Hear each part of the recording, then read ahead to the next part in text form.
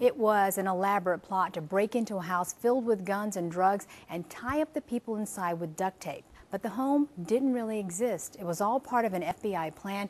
CBS 2's Mike Puccinelli reports on how investigators fooled dangerous gang members, getting them and more than 60 high-powered guns off the streets.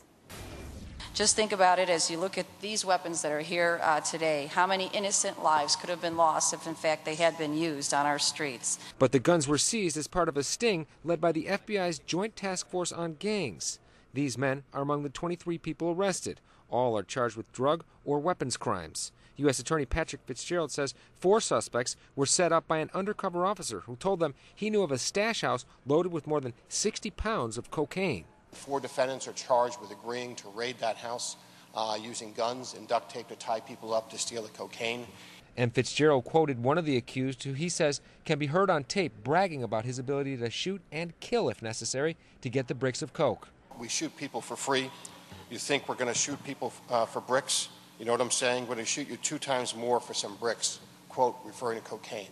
The investigation started as a probe into a gang based along 26th Street near Pulaski, where graffiti mars many buildings in the area.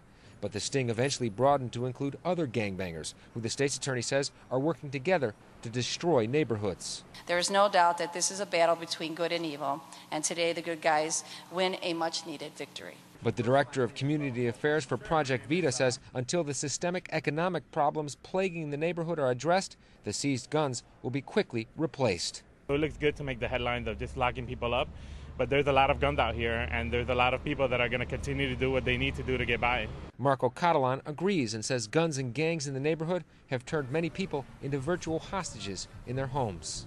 You know, stay inside, and it's hard to come out at night, you know, and do anything because people are scared. A lot of people are scared. And that's no way to live. No, that's not any way to live. Undercover task force members have spent more than a year buying the guns from defendants. Seized weapons included AK-47s, 50 caliber handguns, and a variety of semi-automatic assault-style rifles. Now, weapons were traced back to Italy and Brazil, so investigators might say that shows just how widespread the problem of illegal guns trafficking is. You know, and it's sad to hear those people say they're afraid to leave their own homes, but then you see all those guns, and it's understandable why they don't. It certainly is. Mike, thank you for that.